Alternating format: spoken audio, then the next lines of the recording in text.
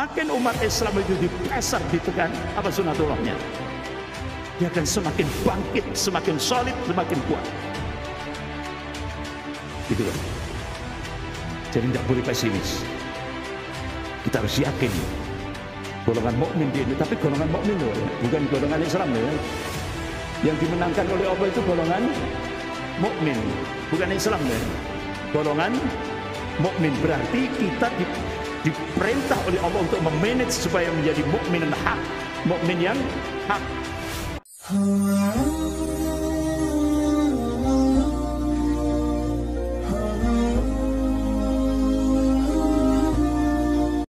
Kita umat Islam tidak akan dikalahkan oleh musuh-musuh kita. Namun kita bisa dikalahkan oleh diri kita sendiri. Ini kesimpulan yang pas, termasuk di Indonesia. Makanya lemahnya umat Islam di Indonesia ini bukan karena kekuatan orang kafir. Jadi lemahnya umat Islam di Indonesia ini karena banyaknya orang-orang munafik. Nah, itu. Kenapa kok semakin banyak? Karena dibaliknya ada min amplopi bin fulus, ya, termasuk juga jabatan. Sehingga banyak orang-orang munafik baru bermunculan di Indonesia ini. Yang mereka ini nampak sekali di publik, mereka menggerakkan Islamophobia. Jadi dia seorang muslim, sholat, puasa, zakat, haji, umrah berkali-kali, tapi dia takut terhadap Islam. Itu Islamophobia. Ini sekarang menjalar di tengah-tengah kaum muslimin di Indonesia. Orang Islam takut dengan Islam, ya kan? Sementara ada di medsos itu, ya kan? Ini kalau Habib Rizik, ya, mengeluarkan statement jihad, saya orang kafir pertama yang akan ikut, gitu. Kaget saya. Ya, jadi ada di medsos itu orang kafir itu, pemuda kafir masih punya kemauan seperti itu, kan luar biasa. Jadi kalau Habib Rizik mengumandangkan jihad, dia orang kafir pertama yang akan ikut berjihad.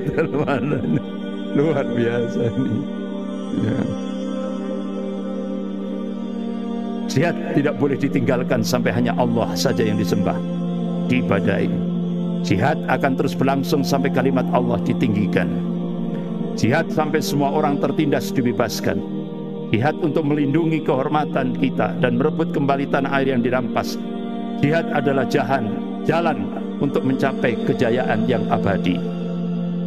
Jihad hanya dengan silah, senjata, tidak dengan negosiasi, tidak dengan perundingan damai, tidak dengan dialog. Mati itu jauh sekali, karena itu matilah di medan perang. Jadi saya masih ingat semboyannya Kiai Maksum, Pondok Pesantren Al-Islah Bondowoso, tokoh ikon 212 ini. Beliau masih di kursi roda dengan infus. Beliau berangkat ke Jakarta ikut 212. Beliau punya semboyan, lebih baik mati di medan tempur daripada mati di atas kasur, katanya. Jadi beliau akhirnya wafat dan di medan perjuangan. Hingga akhirnya kemarin ketika webinar Zoom dilanjutkan putranya Kiai Haji Toha. Alhamdulillah, Kiai Haji Toha webinar bersama saya. Terus saya, Ustaz, saya undang ke pondok saya. Akhirnya saya beritahukan, saya dulu pernah diundang Abah Antum. Jadi sampai jam 12 malam baru selesai. Jadi waktu itu saya diminta ngisi itu mulai jam 9 sampai jam 10. Setelah jam 10 saya dimasukkan ruang utama. Tidak tahunya di dalamnya sudah ada tokoh-tokoh ulama dan TNI berbaju dinas. Jadi lanjut membicarakan tentang problem umat sampai jam 12 malam. Jadi luar biasa perjuangan beliau. Makanya insya Allah ini habis ini saya diundang lagi jadi reuni oleh putranya, putra beliau Kiai Haji Toha. Saat ini saya minta datang lagi ke Pondok Al-Islah Bondowoso. Bapak-bapak, ibu-ibu, ikhwani wa akhwat fillah rahimakumullah. Sebagai penutup, karena waktunya sudah habis, Allah Subhanahu wa taala sudah memberikan satu penegasan ya berkenaan tentang bagaimana peperangan antara kaum muslimin Mujahidin Taliban dengan dua negara adidaya Uni Soviet dan Amerika. Ini sebenarnya sudah masuk nas, sudah dipatenkan oleh Allah Subhanahu wa taala. Dalam surah Al-Fat ayat 22 sampai 23. A'udzubillahi minasyaitonir rajim. Walau qatalakum alladziina kafaru lawallaw adbara. Thumma la yaziduna waliyyan wala nasira. Sunnatullahi allati qad khalat min qabl. Walan tajida li sunnatiha tabdila. Jadi sekiranya orang-orang kafir itu memerangi kaum muslimin, kata Allah, pasti mereka akan berbalik melarikan diri, kalah.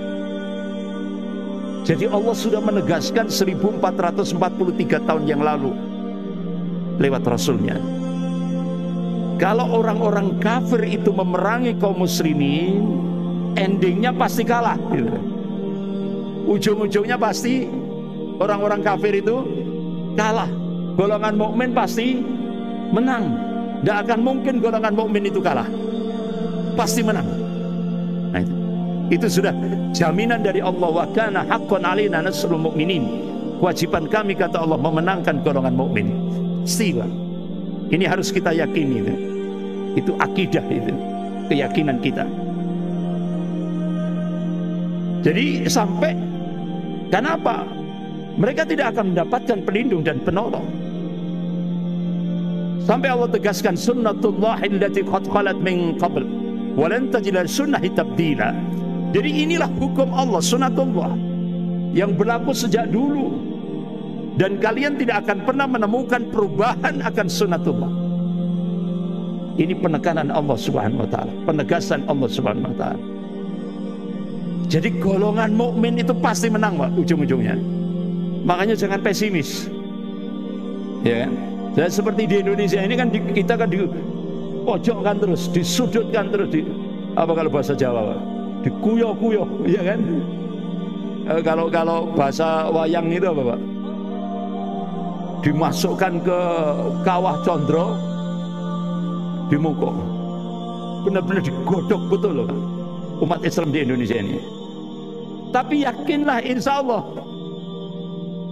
2024 akan terjadi kebangkitan Islam di Indonesia. Dan itu yang diprediksi oleh ulama-ulama Timur Tengah, yaitu Syekh Dr. Abu Bakar Al-Awabidah, Wakil Sekjen Rabita Ulama Palestina. Insya Allah 2024. Makanya akhirnya KPU bingung, Pak, kedodoran itu. Hanya diundurkan sampai 2027. Karena apa? 2024 diprediksi umat Islam di Indonesia akan bangkit, sehingga akhirnya ditunda 2020 KPU 2027.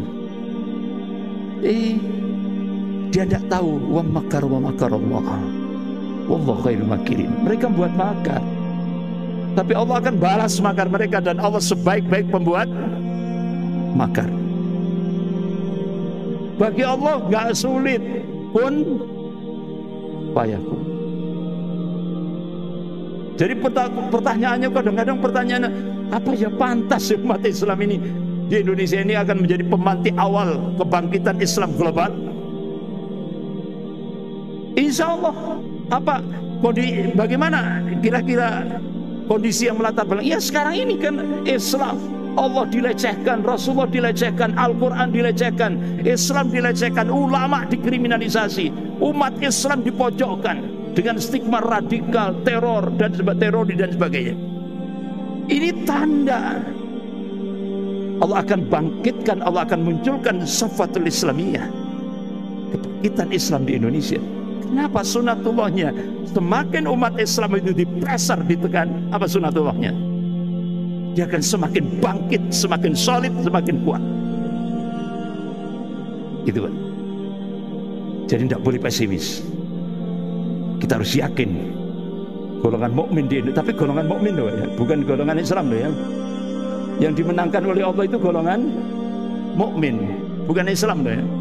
Golongan mukmin berarti kita diperintah oleh Allah untuk memanage supaya menjadi mukmin yang hak, mukmin yang hak. Sekian, lebih kurangnya saya mohon maaf. Astagfirullahaladzim.